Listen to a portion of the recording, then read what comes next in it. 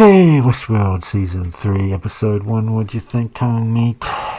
Sure, I think. Bit of a slow burn. It's tried to be a bit like Season 1 where we go, oh, what's gonna happen next month? I don't understand what's happening.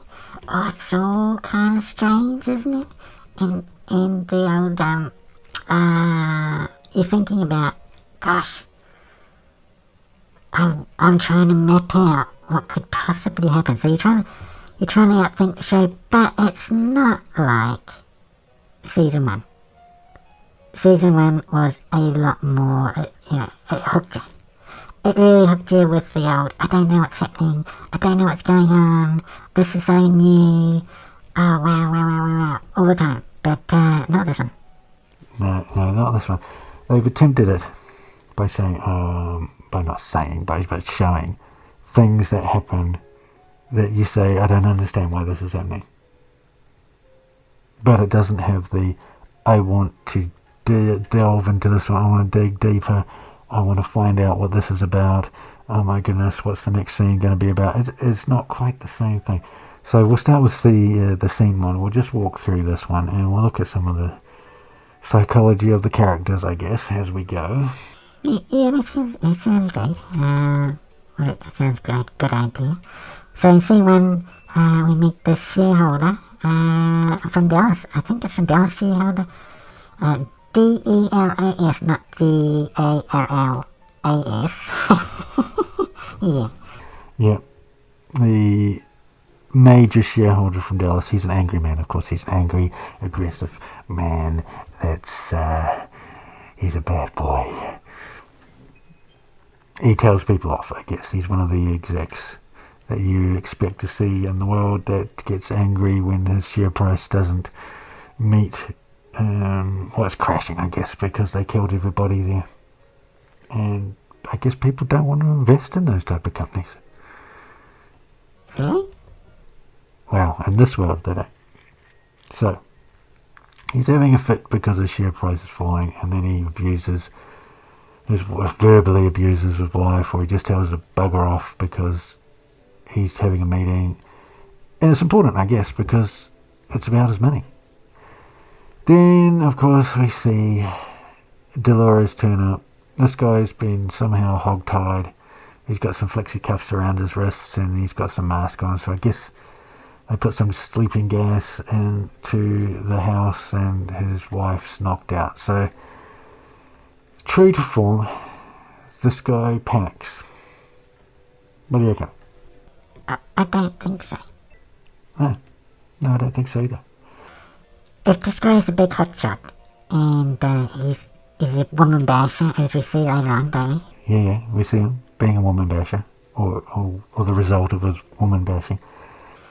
And he's a high-flying, bad-ass man who tells people off. I don't think he's going to panic in this situation. I think he's going to get angry. And I think he's going to seek out a knife from the kitchen to cut his bonds or to slash her throat. Hey man, I don't know if we can get like that graphic on here. Sorry, I mean, he's gonna take her out with the knife. So anyway, he goes and he looks and he sees Dolores swimming naked, because we like nakedness. Yeah, I love nakedness. And we've got some sausages that you can look at in the sun, so there'll be a few sausages for you, because it's cool, isn't it, really? Oh yeah, it's cool to have nudity in shows nowadays. I mean, in the 80s shows they didn't have nudity, and the shows were excellent. And I can tell you a show I'm watching right now, and it's Miami Vice, and I'm watching it again because it is amazing. It's an amazing show. But of course, anyway, we'll leave that. We'll leave that to another time. Yep, and along with being naked, we like to have if words, if bombs. 27 F-bombs. Unless I counted wrong. I probably did. I probably miscounted. There's at least 27 F-bombs in this episode. I mean, what's a better substitute for quality writing than just write a few F-bombs in there? And in situations where they don't work. And the characters, it's not in their character to say it at that point. It's just F-bombs everywhere. I don't get it. Anyway, so Dolores comes in, and immediately this guy says, "Are you not going to hurt me? I'm so taken aback. I'm so taken aback. I'm not. I'm not in these stress positions every day. I'm not telling people what to do every day. I'm not an aggressive person that bashes up people who don't do what I say every day. But in this circumstance, I'll be weak and ask her, oh, don't hurt me." And then Dolores puts on the flexi tie glasses and the magical one so he can go and see his past. Yeah. So we go out and we see his past, and we see that he then makes an excuse to Dolores. Totally out of his character, of course. Totally psychologically disconnected from his character. He says, she slipped over and fell over and smashed her head open in the pool or something and drowned.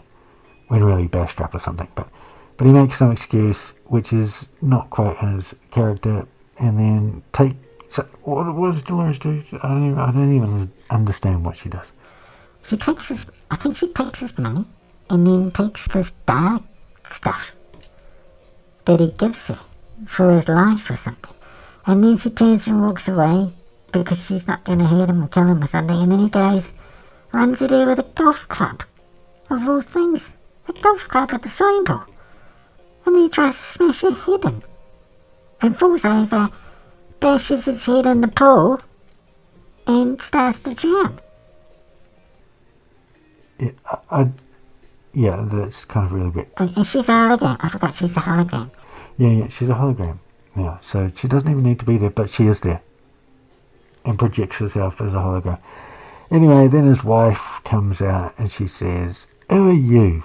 to Dolores. And Dolores says, "The person that set you free." And their husband's drowning in the pool, and she's like, "Oh, good. I'm going to let him drown in the pool." Yeah, it's great, isn't it? She just lets him drown in the pool. But she doesn't think, oh gosh, am I financially dependent on this guy? He's drowning in the pool. Or am I going to get this money in his estate?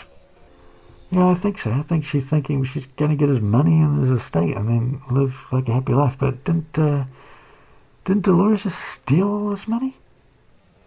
Oh yeah. So she stole all his money, set this girl free, and then said, "You're free now, but you got no money. So I don't know how you're going to live." And that's the end of the scene. It's totally pointless. I don't even understand. Unless somehow it pays off somewhere. It doesn't pay off in this episode. As far as I understand the episode. It's just another pointless scene that they just wrote in for no reason. Anyway, I'm just going to click through the episode over on my other screen here. Oh yeah, apparently they got these weird discs that they put in their mouths and they can have some kind of dream or something. I really don't understand the purpose of that either. But anyway, we meet this guy Cable. He's an ex-military, maybe an ex-spook, maybe an ex-mercenary, working construction with a robot.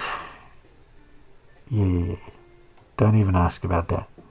Why would he be working with a robot and then have his lunch up there on the beam, like all those old photos of the guys that used to work on things like the Empire State Building?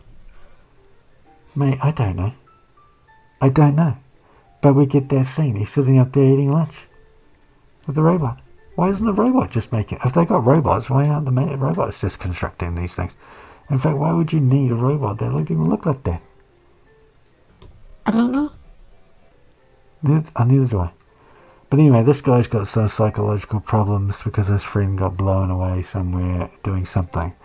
And to be honest, and not to be mean to the guy, not to be mean, of course. We're never mean here, okay, we're never mean.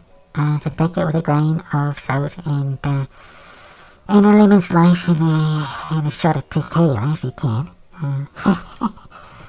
Yeah. Anyway, not to be mean, none of these guys look like they're military. And the guy gets blown away anyway. And so he has to listen to his voice in his head. Now get this. He has to be talked down or talked into reality by a voice in his head of his mate who's dead, but it's a computer voice.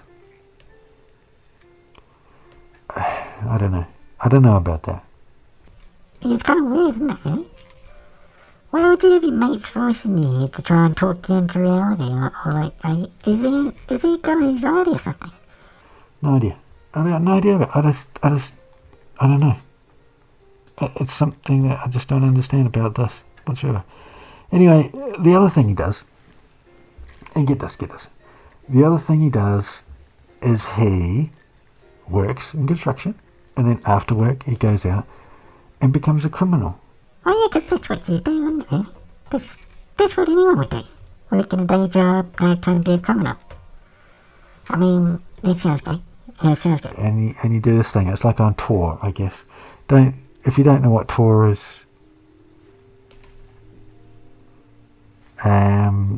Look it up? don't look it up. Okay, then look it up then. So there's some kind of tour app that you can get, and then you go out and you commit some crimes and get paid some money for doing it. This guy doesn't like to do crimes that involve people directly, so he'll blast an ATM machine, get some money, but he won't shoot someone in the back of the head, basically. That's what this premise is of this guy. So he's got some ethics. He's a criminal with ethics, mate. Criminal with ethics. That's a good one. That's a real good one, isn't it? Yep, so anyway, he hooks up with these dudes, blows out this ATM. They've got some magic box. Of course, a convenient magic box. And the magic box somehow jams a lot of things like their location and all this kind of stuff. And it even, when they walk out and put the cash box into a vehicle waiting outside the place where the ATM was just blown up and the police drive past and there's two people walking down the street, they don't even think for a minute to stop them. They just drive right by. Because of the magic box, isn't it? I don't know how the magic box... What does the magic box do? Does it make them invisible? Does it... Do they come up on the computer screen and the computer screen says, these guys can't possibly... They can't possibly... Just walking out of the area, they cannot have possibly blown that up. I don't know. I don't know what happened. Yeah, anyway, so that happened. I don't know why that happens in the story. I don't know what that's trying to set up. But anyway, after that, we see that other lady. I can't even remember her name. I cannot remember her name. Do you remember her name? No. It's, anyway, she's the girl that escaped with Dolores and Bernard, and she's now in the board meeting. And they have some kind of thing about, we're going to be funded privately. Not publicly, so they don't have to... Well, they don't have to answer to anyone. Well, they don't have to...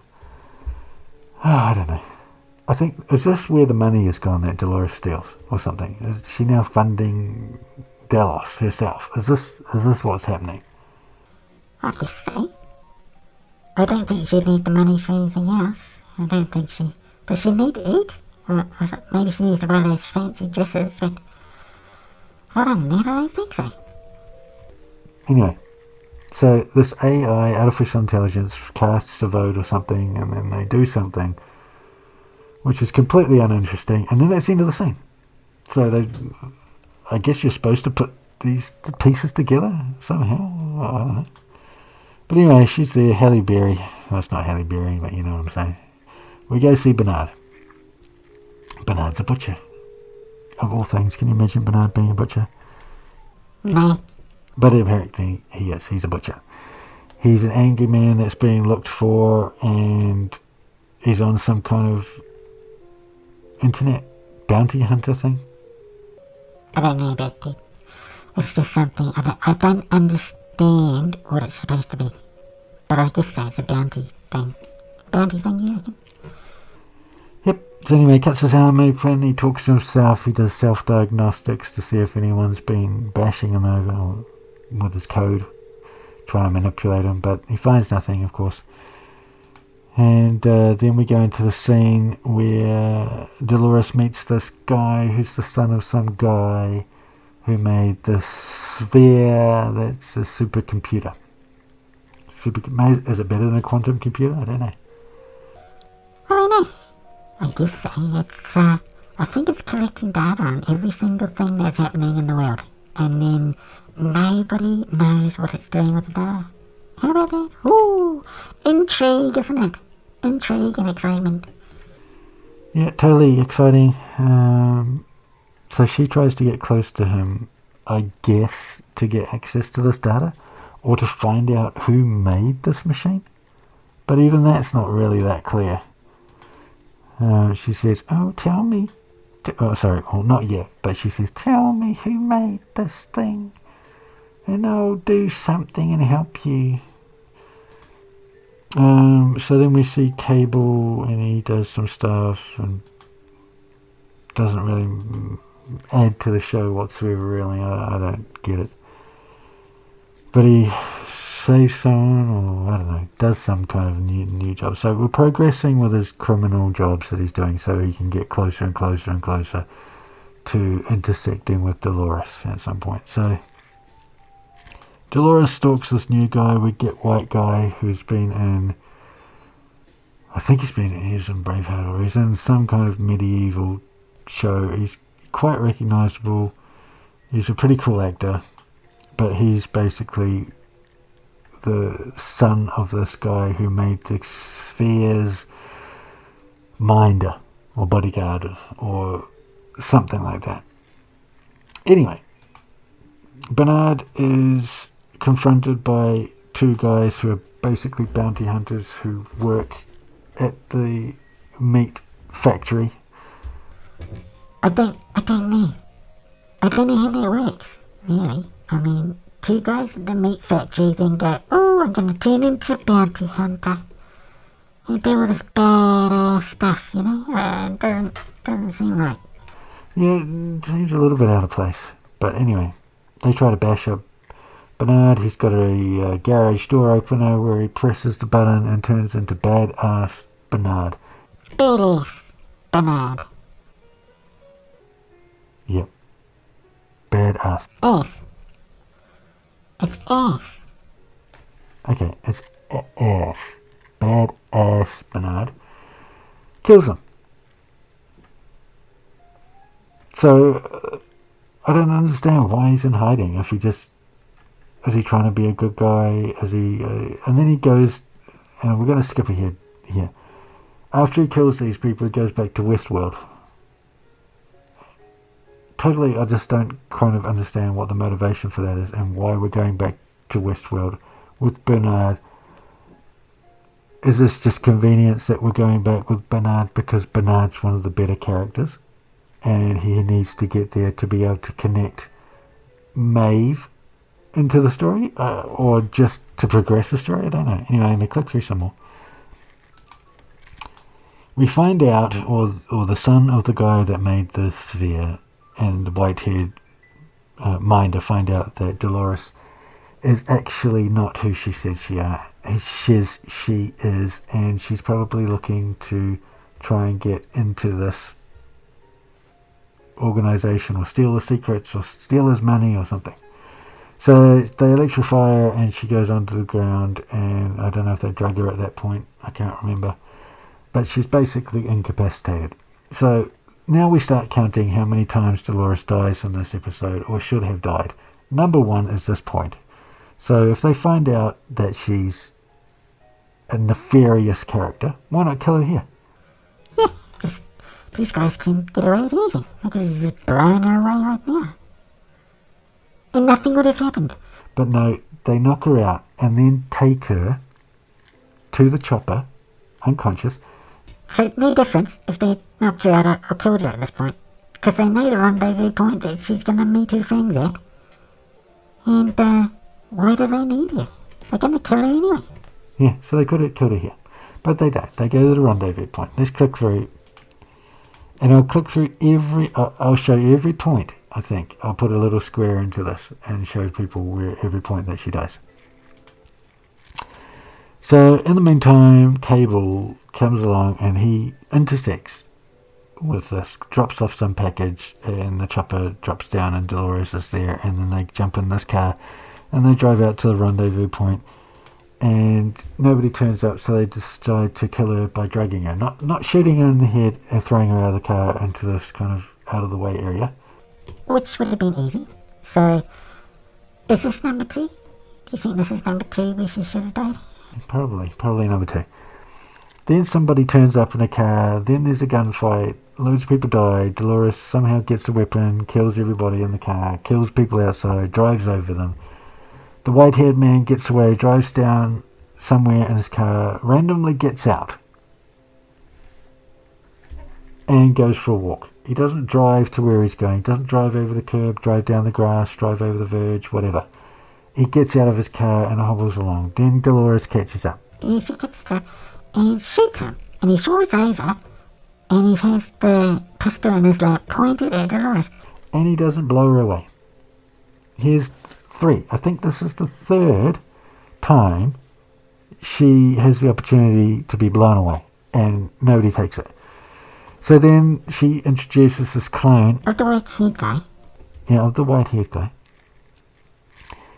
And then the white-haired guy's clone kills the white-haired guy. And I guess this is significant for, I don't know, infiltrating the organization of the son of this guy who made the intelligence sphere, computer sphere.